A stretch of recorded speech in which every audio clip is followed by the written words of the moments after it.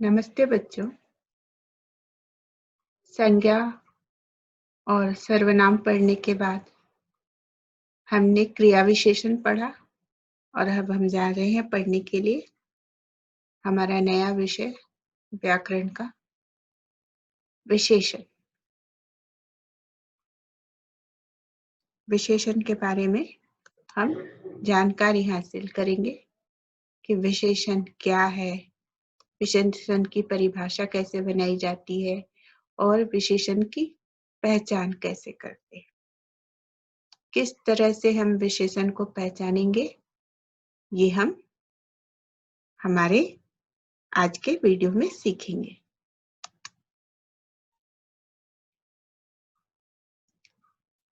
बच्चों, यहाँ पे कुछ शब्द दिखाई दे रहे हैं आपको। सुंदर चित्र, स्वादिष्ट मिठाई, 1 किलो दाल, कुछ लोग, काली गाय। हमने चर्चा की शुरुआत की है विशेषण के बारे में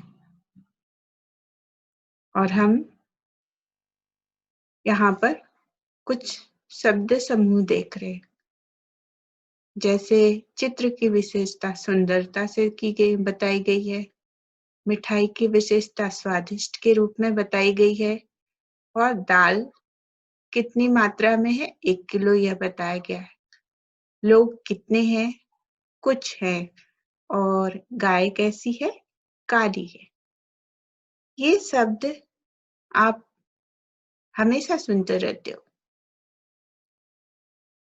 तो इन शब्दों में विशेषण शब्द क्या है और उनकी पहचान कैसे की जाती है, ये हम आज के इस वीडियो में जानेंगे और समझेंगे कि क्या वाकई में विशेषण शब्द कौन से होते हैं और इनकी पहचान कैसे करते हैं। इसके बारे में जानकारी हासिल करने से पहले सबसे पहले हम विशेषण क्या है, इसकी परिभाषा क्या है, परिभाषा के माध्यम से किसी भी वर्णन को पहचानना बहुत ही आसान होता है, क्योंकि परिभाषा ही उसका पूरा वर्णन होती है। इसलिए आइए बच्चों, सबसे पहले हम विशेषण की परिभाषा के बारे में जानते हैं। देखें विशेषण की परिभाषा कैसे बनती है। जो शब्द संज्ञा या सर्वनाम शब्द की विशेषता बताते हैं, वे विशेषण कहलाते हैं।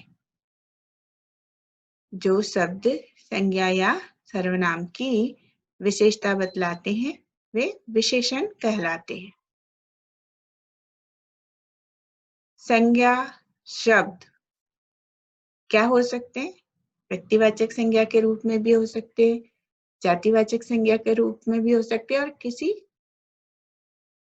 भाव को प्रकट करने वाले संबंधित शब्द भी हो सकते हैं। और आपको सर्वनाम के बारे में भी जानकारी है, उनके अलग अलग रूप के बारे में भी जानकारी है। तो इस तरह के शब्दों के गुण को बताने वाले, उनकी विशेषता को बताने वाले, उन्हें पूरी तरह से वर्णन करने वाले शब्द जो होते हैं, वो विशेषण कहलाते हैं। यहाँ पर 2 बातें याद रखनी है। पहले संज्ञा या सर्वनाम शब्द और दूसरी उनकी विशेषता। तो ये तो हुई विशेषण की परिभाषा। एक बार फिर से मैं आपको बताती हूँ कि परिभाषा हम किस तरह से देखते हैं। जो शब्द संज्ञा या सर्वनाम की विशेषता बताते हैं, संज्ञा या सर्वनाम शब्द को वर्णन करते हैं या संज्ञा या सर्वनाम के गुण के बारे में चर्चा करते हैं, क्या है ये समझाते हैं, तो वो विशेषण कहलाते हैं। आगे देखते हैं कि हमें विशेषण के बारे में और क्या-क्या दिखाई देता है। आइए, मैंने आपको कुछ उदाहरण पहले भी दिए थे कि कुछ शब्द हमारे जीवन में हम अक्सर सुनते रहते हैं, उन्हें हम कैसे पहचानेंगे कि विशेषण हैं। पहला उदाहरण हम देखते हैं हमारे सामने क्या आ रहा है। अरे वाह! पहला उदाहरण आया है, कुछ लोग। इसमें विशेषण शब्द क्या है और संज्ञा शब्द क्या है। यहाँ पर लोग कितने हैं? कुछ हैं। और लोग क्या है? जातिवाचक संज्ञा। आपको पहले से ही पता है कि लोग जो है वो जातिवाचक संज्ञा के उदाहरण हैं। तो इनके बारे में वर्णन करता हुआ, इनकी विशेषता बताता हुआ कि कितने थे लोग, यह बताने वाला शब्द है कुछ। अब आगे के उदाहरण देखते हैं। आगे हमें क्या दिखाई दे रहा है? काली गाय। ओहो, गाय जो है वो काली है। किस तरह की गाय है? गाय का रंग क्या है? काला है। और गाय की विशेषता क्या है? वो काली है। तो गाय हो गया, हमारे सामने आ गया जातिवाचक शब्द का उदाहरण, और उसकी रंग और उसकी विशेषता बताने वाला शब्द काला रंग। तो ये है काली जो है वो विशेषण शब्द है, और गाय हमारे सामने जो है वो जातिवाचक संज्ञा है। कुछ और उदाहरण के द्वारा इसे समझने की कोशिश करते हैं। अरे वाह, यहाँ तो कुछ अलग ही उदाहरण नजर आ रहा है। 1 किलो दाल। दाल कैसा शब्द है? और दाल जो है वो हमारे खाद्य पदार्थ हैं, जिनको कि हम गिन नहीं सकते, बट लेकिन उन्हें हम पहचानेंगे कैसे कि विशेषण शब्द उनके लिए क्या इस्तेमाल हो सकते हैं। दाल की मात्रा का वर्णन करने वाला शब्द क्या है? 1 किलो। तो दाल हो गई जातिवाचक संज्ञा, दाल हो गई संज्ञा का उदाहरण, और 1 किलो उसकी विशेषता हो गई। उसकी मात्रा कितनी है? 1 किलो। आगे हम देखते हैं और क्या दिखाई देता है बच्चों। कुछ और उदाहरण के द्वारा इसे समझने की कोशिश करते हैं। वाह, क्या मस्त उदाहरण हमारे सामने आया है। मिठाई, जिसके बारे में चर्चा सुनते ही हर किसी को खुशी उसके मुंह में पानी आ जाता है। मिठाई कैसी है? स्वादिष्ट है। तो मिठाई के का वर्णन वाला शब्द है स्वादिष्ट। तो स्वादिष्ट हो गया विशेषण, और संज्ञा हो गई मिठाई। आगे देखते हैं क्या क्या हमें दिखाई देता है। आगे कुछ और उदाहरण हमारे सामने आ रहे हैं जो हमने पहले क्विज में देखे थे। सुंदर चित्र। चित्र कैसा है यह बताने के लिए किस शब्द का इस्तेमाल किया गया बच्चों? हाँ, बिल्कुल सही पहचाना आपने, सुंदर। चित्र सुंदर है। तो सुंदर शब्द चित्र की विशेषता को बता रहा है, चित्र को वर्णन कर रहा है। तो सुंदर हो गया उसकी विशेषता वाला शब्द, और चित्र हो गया संज्ञा शब्द। तो यहाँ चित्र, गाय, लोग, दाल, मिठाई, इन सारी चीजों का उदाहरण दिखाई दे रहा है। आइए देखें आगे क्या है विशेषण के बारे में जानकारी। हमारे सामने विशेषण के बारे में कुछ और जानकारी हम हासिल करेंगे। ये आ गया हमारे सामने विशेषण के भेद। विशेषण के कितने भेद हैं बच्चों? ये हम देखते हैं। गुणवाचक विशेषण पहला भेद है, गुणवाचक विशेषण। दूसरा क्या आ गया? अरे वाह, संख्यावाचक विशेषण। संख्यावाचक विशेषण को और भी अलग अलग रूप में जानने की कोशिश करते हैं। इसकी किस रूप में आता है? पहला रूप निश्चित संख्या। और इसके अलावा क्या आ गया? जरा उसे भी देखने के लिए जानने की कोशिश करेंगे। उसका नाम क्या है? अनिश्चित संख्या। निश्चित संख्या के नाम से ही आपको पता चल गया होगा कि आगे दूसरा क्या हो सकता है। तो दूसरा हो गया अनिश्चित संख्या। तो ये अनिश्चित संख्यावाचक विशेषण शब्द हो गए। पहला गुणवाचक, दूसरा संख्यावाचक। आगे इसका और कितने भेद हैं, इसकी जानकारी प्राप्त करते हैं। हमारे सामने आ गया परिमाणवाचक विशेषण। अरे वाह, परिमाणवाचक विशेषण के बारे में क्या जानकारी हमें हासिल करनी चाहिए कि हम अच्छी तरह पहचान सके कि ये परिमाणवाचक विशेषण का कौन सा रूप है। तो इसके लिए आपको जानने की जरूरत है निश्चित परिमाणवाचक। और अगर निश्चित है तो कुछ ऐसा भी होगा जिसके बारे में निश्चित और निश्चय पूर्वक आप नहीं बता सकते, तो उसे किस नाम से पहचानेंगे? उसका नाम आपके सामने आ गया, लीजिए, अनिश्चित परिमाणवाचक विशेषण। अरे वाह, हमने अभी पहला देखा गुणवाचक विशेषण, दूसरी देखी संख्यावाचक विशेषण के बारे में, तीसरा परिमाणवाचक, और अब आगे क्या आता है? हमारे सामने चौथा आ गया सार्वनामिक विशेषण। बच्चों, यहाँ पर आपको इन बातों पे ध्यान देना चाहिए कि इन शब्दों को लिखने में हमें उच्चारण पे विशेष ध्यान देना चाहिए ताकि हमारी मात्राओं में चूक ना हो और हमारा लिखने का तरीका सही हो, हमारा लिखने का काम सही हो और हमें उनके बारे में सही जानकारी हो। तो आइए मैं आपको एक बार फिर से गिनवा दूं और सही उच्चारण मेरे साथ करवा दूं।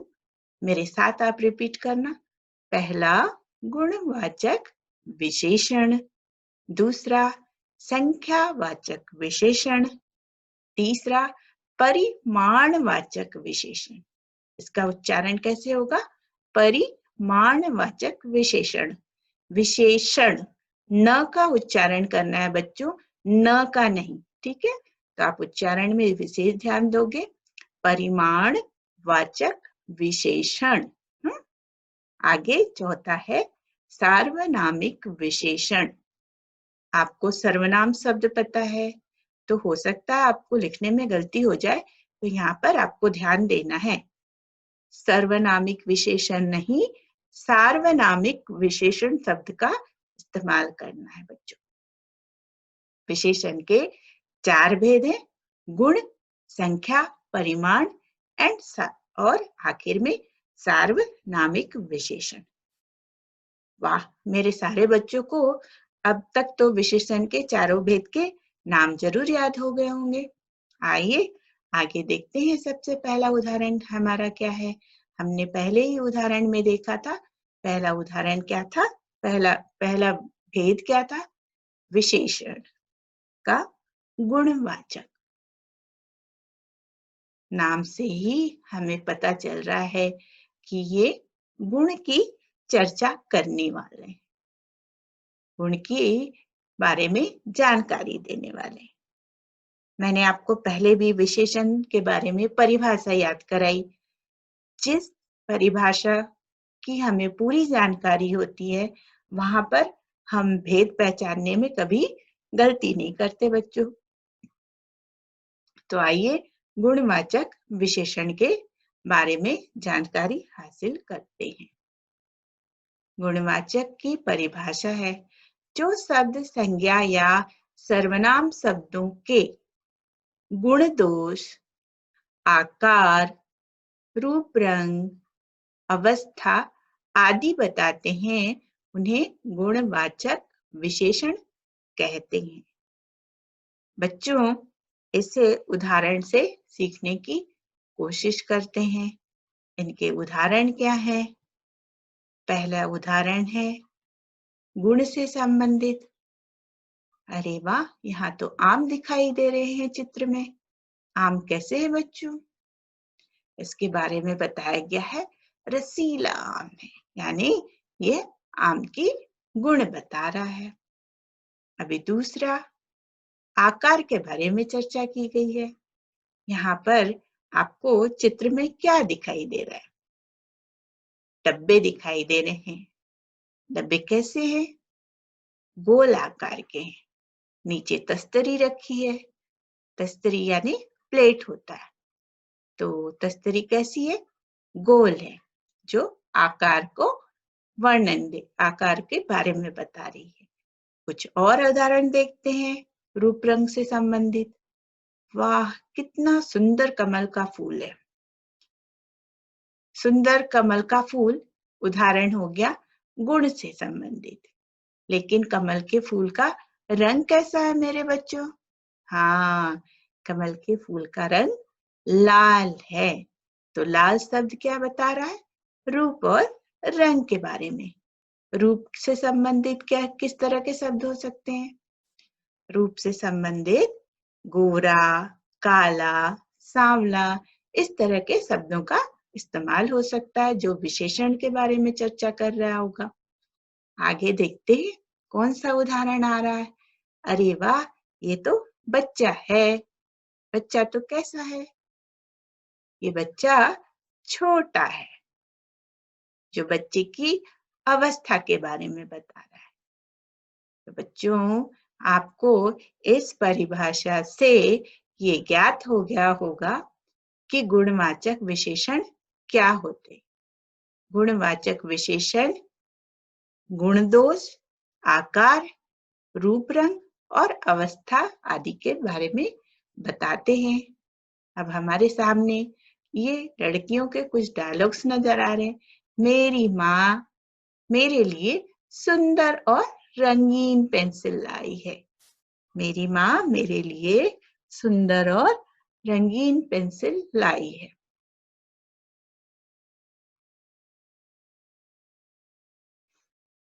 इसमें सुंदर और रंगीन शब्द जो है, सुंदर शब्द गुण के बारे में बता रहा है, रंगीन शब्द पेंसिल के बारे में बता रही है, रूप रंग के बारे में। तो ये हो गए गुणवाचक विशेषण। मेरी माँ ने मुझे नए जूते और लाल फ्रॉक दी है। नए जो है वो